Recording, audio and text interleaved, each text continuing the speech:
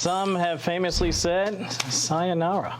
The Omicron surge in New York City is smashing single-day COVID case records.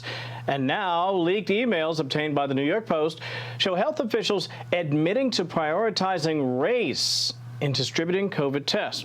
Here to react, former NYPD detective Dr. Oscar Odom. I want to begin, Doctor, by sharing this statement from the New York Department of Health and Mental Hygiene. This email, it's just a stunner for the folks at home who haven't had a chance to read it. It says this: racial equity does not mean simply treating everyone equally, but rather allocating resources and services in such a way that explicitly addresses barriers imposed by structural racism and white privilege.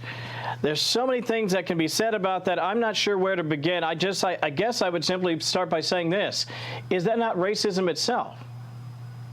Yes, exactly. To put it out there that way, that definitely makes it racist. You know, when I heard about it, you know, moving the context that they had, I had viewed it from a different lens. I had viewed it from the lens of the fact that because of vaccine hesitancy and the low numbers of people coming out, as opposed to people coming to the mountain, you bring the mountain to them. This way you would increase more people, the likelihood of more people getting the vaccine, as opposed to viewing it from that sort of lens. I would not have looked at it that way, the way that it was viewed based on that article. Not at all. No, you're right. And listen, I understand as a public policy, from a public policy perspective, you want to try to get the word out. You want to reach out to specific communities. That's fine. But when you start separating or segregating based on the color of one's skin, it just seems preposterous to me that that could actually be legal. And I'm sure there will be some cases perhaps involving this moving forward. And by the way, I'm sure you have noticed this in your own experience. Maybe you haven't. I certainly have. I go to my barber shop and there's vaccine hesitancy in the community for a very good reason. And the best way to sort of address that, frankly, is not to simply segregate people based on race, but to take the message to specific communities in such a way as to convince them of the value. Would you agree with that?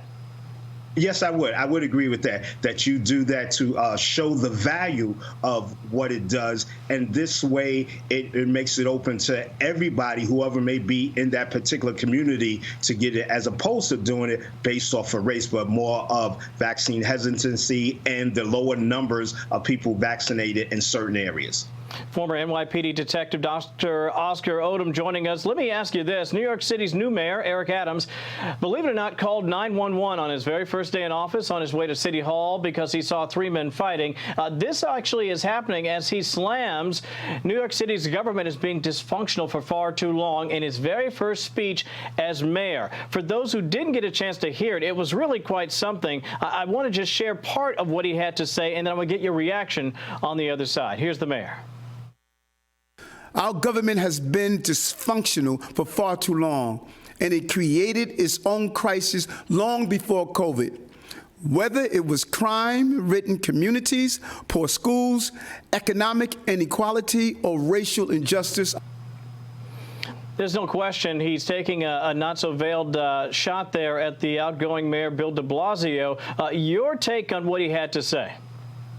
Oh, most definitely, because there is a shot. You have to look at the fact that he's looking at it through the lens of being a prior law enforcement officer, understanding the needs of what is taking place, and then to come out and actually witness a crime taking place right in front of his eyes and in broad daylight shows the total disregard for the system and the total disregard for public safety, in which people can commit crimes in broad daylight, and also at that particular point in time expected to get away with it. And now, hopefully, those things will change where something is committed, such as some sort of act, you will be prosecuted to the fullest extent of the law. Let me switch gears and talk about guests at a New York City quarantine hotel. Believe it or not, they're actually being allowed, doctor, to bring cigarettes and marijuana in with them. Now, it seems apparently the on-staff nurse will then bag and weigh and then distribute the smokes. Wow. How about you?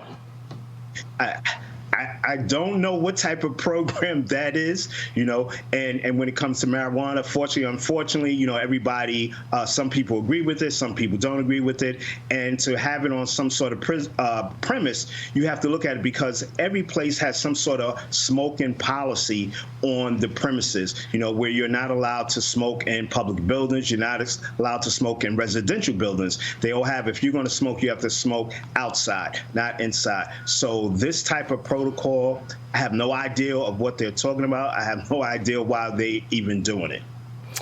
Puff, puff, give. Can a brother get a bowl? Dr. Oscar Odom, really appreciate your time today. Very fun conversation. We look forward to having you again sometime soon. Take care.